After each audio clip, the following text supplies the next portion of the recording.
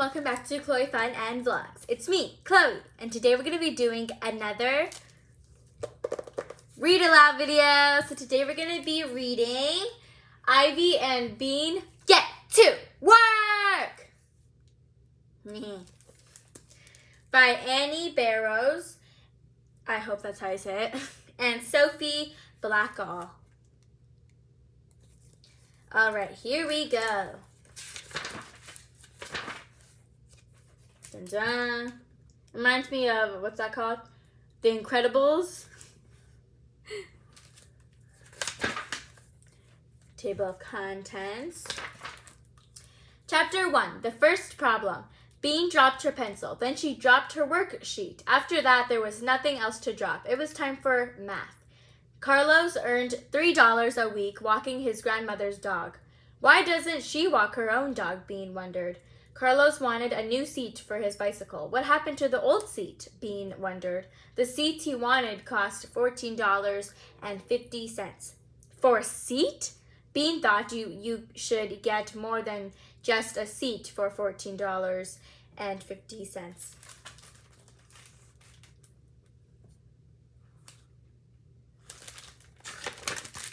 How many weeks would it take for Carlos to earn enough money to buy the bike seat? How should Bean know? Poor Carlos. Was he riding his bike without a seat? Ouch. Maybe if he walked the dog more, he'd get more money. What was the matter with his grandmother? Had she broken her legs? Or was she just old? And what about the dog? Was the dog old too? Did Carlos have to pick up its poop? $3 wasn't very much for that. Bean thought Carlos should get a different job, maybe in an ice cream store. That's what Bean would do. If you work in an ice cream store, you make money. Plus, you get to eat ice cream. Okay, people, Miss Arabutat called. You should be finishing up. Finishing? I'm still on the first problem, Bean yelped. Okay, maybe instead of thinking about Carlos and his $3 and his grandmother, you should think about your math work. Miss Aruba Tate clapped her hands. It's time to come to the rug for a special presentation. Marga Lee, you are our Colorado today. Everyone but Marga Lee groaned. Marga Lee put her hands in the air and yelled, I rock! The rug in Miss Aruba Tate's classroom was a big problem. It had a picture of the United States on it. It was supposed to teach the kids where all the states were, but the kids didn't care where all the states were. The only state they cared about was Colorado. Oh, Colorado, sorry. Why did I pronounce that wrong? I'm so stupid. Because it had the Rocky Mountains in it. That meant whoever sat on Colorado got to yell, I rock! One day, 14 kids tried to sit on Colorado at once, and Drew had to go to the nurse's office to lie down. After that, Miss Aruba Tate made a Today's Colorado is chart. Even though none of the other states were nearly as good as Colorado, it was still hard to choose the right one. Bean and Ivy squished into Michigan together. Eric wanted to be North and South Dakota. I hope this won't be a long video. Probably will. People, said Miss Aruba Tate. Sit down. Our special guest is here. Everyone twisted around, trying to see the special guest, but it was only the principal. The principal did not sit on the rug. She stood in the middle of the Atlantic Ocean and smiled. Good morning, second graders. I see that lots of you are ready to listen. Thank you, Zuzu and Emma and Eric. Thank you for being ready to listen like second graders. Get on with it, thought Bean. Today, second graders, Emerson School is hosting a special event. Ivy and Bean exchanged glances. Taiko drumming, mouthed Ivy. Bean nodded. But they were wrong. It's a career fair, said the principal. Can anyone tell me what a career is? A job, whispered Ivy. A job, called Bean. Very good, the principal said. That's right. At today's career fair, you will meet people who have many different kinds of jobs. So you can learn all about the wonderful, interesting careers you can choose when you're grown up. What do you guys think I want to be when I grow up?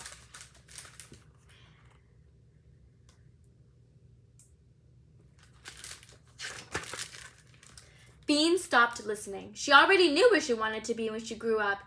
An arborist. What's that? Arborists climbed trees. They climbed trees and cut down their dead branches with huge chainsaws. She could hardly wait. The principal was still talking.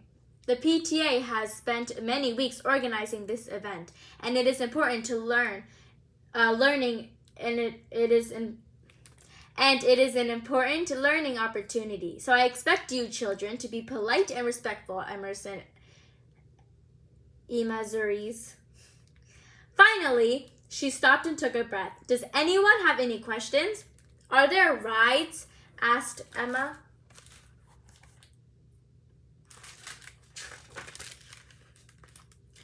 Chapter 2, Yoga, Tooth Decay, and Hairy Pipes. Okay. When Miss Aruba Tate's class arrived at the cafeteria, a PTA dad handed each student a pencil and a piece of paper. At the top were the words, "When I grow up, I want to be." The dad explained that they were supposed to list 3 jobs that they had learned about at the career fair that they wanted to have when they were grown up. Bean raised her hand. Is there an arborist in there? The dad frowned. No, but there's a lawyer. What does lawyers have to do with people who climb trees?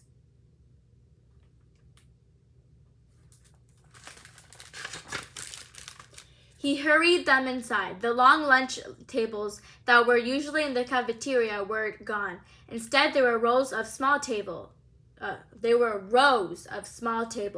At each one, there was a grown-up. On every table, there was a sign saying the grown-up's name and job. Wander around, kids, urged the dad. Ask questions. Find out what these people do all day. Discover your passion. Okay.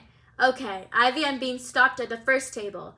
On it sat a tall woman. Her sign said, Sheila Young, a yoga instructor. She stared at them. They stared at her. Take a brochure, she said eventually. They took a brochure. Chet Banker was next. He had a stack of play money in front of him. Where does money come from? Answer me that, he said. The ATM? Guessed Bean. Chet Banker said. Sure, but why do we have money? Ivy and Bean looked at each other. That was something they had always wondered. They have money from earning it from their jobs. And they need money for food, water, shelter, things that they need and want. Chet Banker slid a play dollar toward each of them. Let's say you have $1, he said. You can keep your dollar safe at home, and you will have $1. You can spend your dollar, and then you will have nothing. Or you can put your dollar in the bank and let the bank use it. To say thanks, the bank will give you a little bit more money. And so, in the end, you will have more than $1. You're richer, he smiled. Isn't that great? Bean and Ivy looked down at their play dollars. How come we can't buy anything? How come we can't buy things with this paper and we can buy things with money paper? Asked Bean. Who decided it? Asked Ivy. I don't know, admitted Chet Banker. I really don't know. Let's see if there's an arborist around here somewhere. Muttered Bean. I'm almost 100% sure there isn't a witch, said Ivy. That's what she was going to be when she grew up. Why? Augustin. Dentist's table had posters of tooth decay, and a basket of floss. If he wants more money, he should give out candy, said Ivy as they hurried by. Mora, architect, had some little buildings on her table. She also had big blue drawings of houses that showed where the walls and windows and doors would go. So far, she's the only one I'd want to be, Ivy said. She wrote architect on her paper. Wait, said Bean, looking ahead. There's an author. Ivy liked books. They went to look at Pigging, author. How do you say that name? On her table was a big stack of books, but they were all the same book. It was about avocados. That's boring. Narvin Plummer had pictures of horrible things he'd found in pipes, like hairballs. He even had a sample pipe with hair sticking out of it. Don't brush your hair over the sink, okay? He said. Ivy looked guilty. Bean told Narvin she didn't brush her hair at all. It still falls off your head, he said, all the time. It's falling and falling. He looked upset thinking about it. So Bean wrote plumber at the top of her page to make him feel better. But she didn't really want to be a plumber. As they were walking away from Narvin Plummer, they saw their friend most of the time, Leo. He was walking very fast, pulling another kid by the sleeve. Come on, he was saying. Hurry up. What's happening? Called Bean. Where are you going? Leo turned around. His eyes were shining. I found the best job ever. It's in the back. Come on.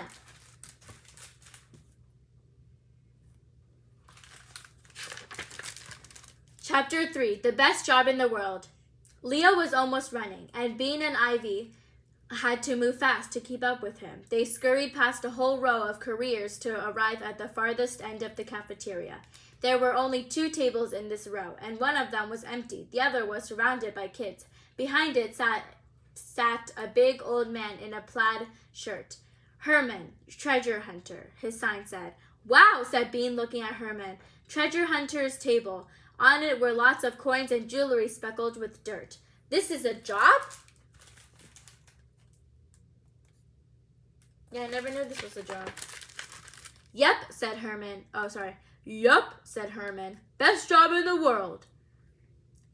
He's my grandpa, said a 5th grade girl standing next to him. Her name was Elsa. She had a very long braid. He takes me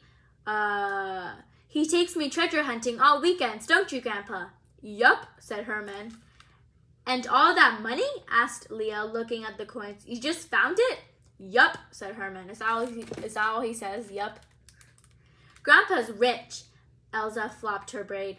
Grandpa's rich. She's trying to show off. How do you know where to look? Asked a third grader named Sienna Kate, crowding in next to Ivy.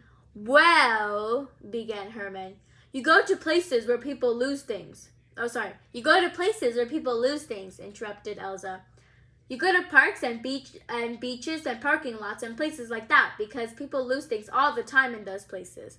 They lose keys and watches and jewelry, even rings. We found this last week. She held up a ring with a face on it. And I got this one, said Herman. He pointed to a little metal race car, antique, worth a bundle, found it up at the lake.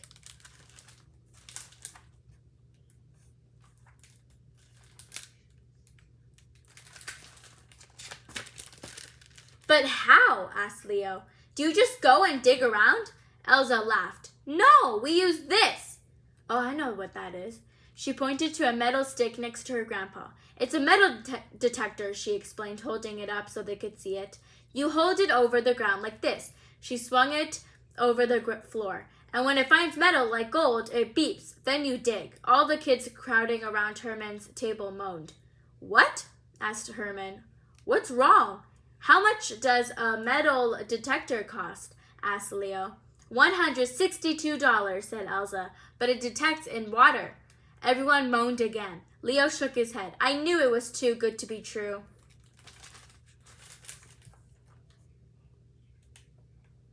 It is good. You just have to pay like almost $200 for it. We're kids. We don't have $162, Eric yelled. That's almost 2 years of allowance, Marga Lee said glumly. Herman frowned. Hang on just a minute there. He leaned down, rummaged underneath his table and brought up a big book. Look, the book was called Finder Keepers. On the cover was a picture of a hand holding a stack of gold coins. Herman pointed to the picture. This fellow in the picture, he didn't use any metal detector. No, sir. He was digging out a basement. A basement? And his shovel struck metal.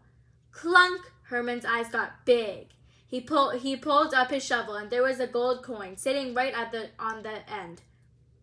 So he keeps digging, and guess what? He looked at Leo. He found more? Said Leo. He found a hoard. What's a hoard? Said Herman. This means a whole lot, said Elsa. Oh. A ton. The old-time treasure hunters didn't have metal detectors, said Herman. They had shovels and they had intuition. That's all you really need. What's intuition? Asked Zuzu.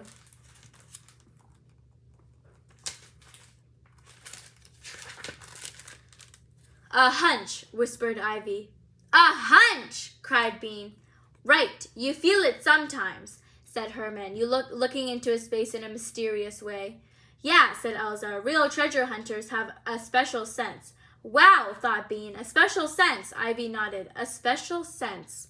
People have been finding treasure for hundreds of years, said Herman. They didn't have metal detectors. They used their heads, they thought. Where do people bury things? Where do people lose things? Then they'd go to that spot and dig up the goods. Metal detectors make it easier. Sure they do, but the most important thing, he tapped his head, intuition. And a shovel, added Elsa. No one answered. They were all busy writing treasure hunter at the top of their when I grow up, I want to be papers. They're using each other's backs. My God. Let's see. Chapter 4. Intuition. Is that how you say it? Is that the correct word? And a shovel. Miss Aruba Tate seemed surprised that all the kids in her class wanted to be treasure hunters when they grow up. Almost all. Zuzu still wanted to be a music video dancer first, and a treasure hunter second. Marga Lee said she would be a mathematician during the week, and a treasure hunter on the weekend. You're not going to find much that way, warned Bean. I'm going to be a treasure hunter during the week, and on the weekends I'm going to find a hoard. Me too, Ivy said. We can do it together, Bean whispered in her ear. That way, we'll find twice as much as everyone else.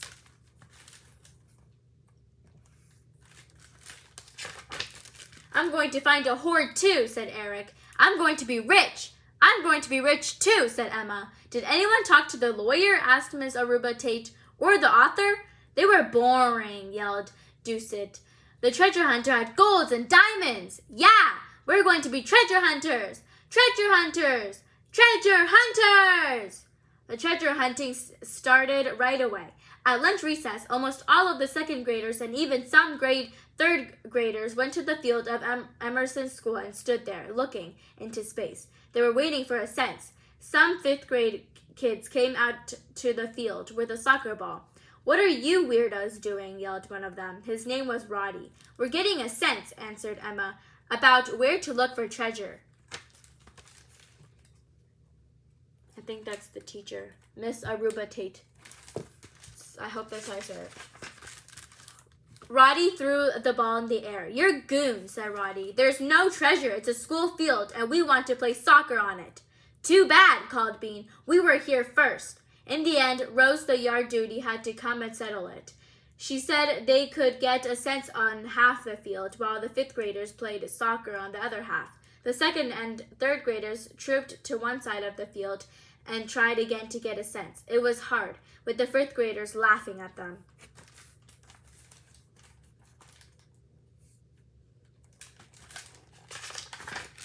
Emma started swaying. She said swaying helped her concentrate. Doucet hummed. Bean stood waiting for a sense. Nothing. She closed her eyes and tried to make herself get a sense. Treasure. Treasure. What would she buy with her treasure? Candy, of course. But what else? Another pogo stick. A leaf blower. An emu. Oh, emu. a dirt bike, a whole bunch of rabbits, a zip line, a swimming pool, 2 swimming pools. Her life was going to be so great once she was rich. Oh, wait. This wasn't a sense. She had to concentrate. She did. Nothing happened. Bean opened one eye a little to see what Ivy was doing. Have you got one yet? She shouted. Ivy shook her head.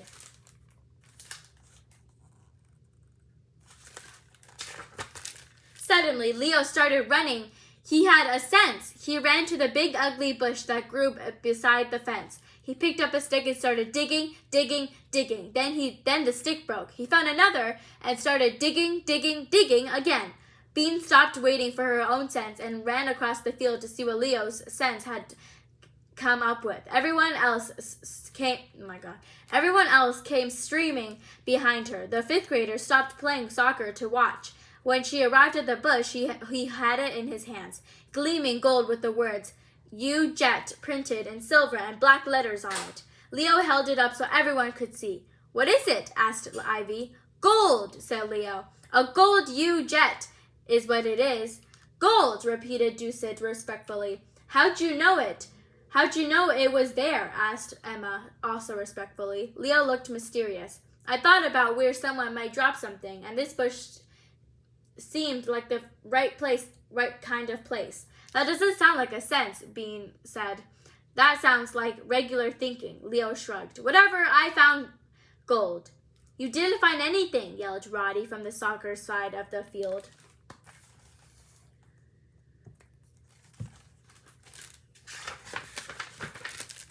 He threw the soccer ball at them, and then Emma caught the soccer ball and ran away with it. And then the 5th graders decided to charge them. And then everyone scattered like bugs. And then the bell rang. As the 2nd graders was walking back to class, Eric said, "I have a sense that I'm going to find something really good in my grandma's yard." "I have a sense that I'm going to find some money," said Marga Lee. "I have a sense that I'm going to get rich." Bea and Ivy looked at each other and frowned. They didn't sense a thing. What was the matter with them?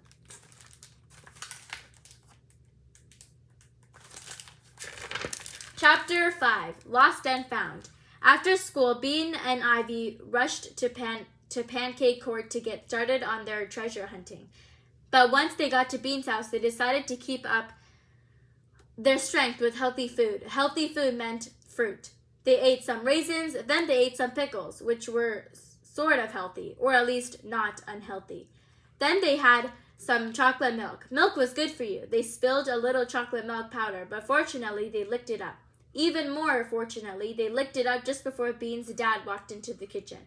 "Hi, kids," he said happily. He was always excited to see them when they came home. "What's the big plan for today?"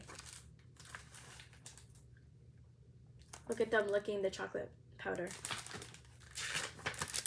Ivy and Bean exchanged glances. They were glances that said, "If we tell him that we're doing what we're doing, he's going to make suggestions. We hate suggestions. Better change the subject." "Dad," said Bean, "have you ever lost money?" "Lost money?" Dad got a grumpy look on his face. "Yes? Really? The things you find out about your own parents." "How much?" $256. "Whoa, Nellie, that was a lot of money." "You could buy almost 2 metal detectors with that." "Where do you lose it?" Bean asked. She hoped it was nearby so they could dig there. "Where'd I lose it?" "Get this," Bean's dad huffed. "I spent $256 on printer ink, and then 3 days later, tops, the darn printer breaks. And of course, the new printer doesn't take the old ink. Total waste. Complete bust. And would the ink place take the ink back? No, I wrote to the Better Business Bureau. And do you know what they said?" Bean and Ivy stared at him. What on earth was he talking about? Ivy put her napkin down. "Thank you for the delicious snack." "Yeah, Dad, thanks," said Bean, sliding out of her chair. "We're going to go out in the backyard now to get some exercise." Yeah, they don't want to hear the rest of his story.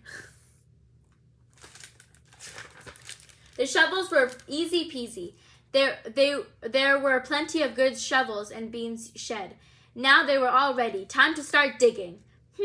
Bean's backyard was big. There were lots of places to dig. The problem was that Bean had already dug in most of them. Under the trampoline, Bean had buried a pair of tweezers and a jar of rice there just last week. Beside her plastic playhouse, there was a big worm pit there. In the middle of the lawn, Bean and Ivy already knew exactly what was buried there. Mysterious bones. They sure weren't going to dig in Bean's mom's flower beds, and they both knew that if they dug up the patio stones, they'd be in time-out land forever. Let's go to your house, said Bean.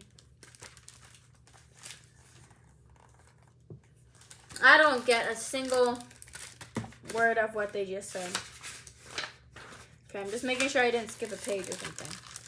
Ivy's backyard looked like a place someone would bury treasure. It was the same size as Bean's yard, but it wasn't full of playhouses and trampolines and flowers and stones. It wasn't full of anything except tall grass. In one corner there was a tree, a perfectly round pond, and a rock, but the rest of it was tall grass.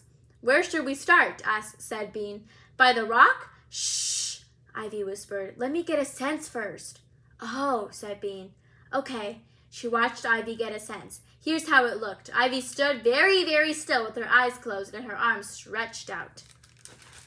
And this is what she looks like. There's the shovels. It was boring watching Ivy get a sense, so Bean tried getting a sense herself. She closed her eyes, stood still, and put her arms out. Where are the jewels? She thought. She thought hard. Jewels, jewels, jewels, like a big glittering red ruby. She wouldn't put it in some dumb ring. She'd put it in her pocket, like it was only a toy, and then she'd pull it out, and everyone would gather around to look at her glittering red ruby. This, she'd said, it's okay, but you should see what I have at home. They'd be so jealous.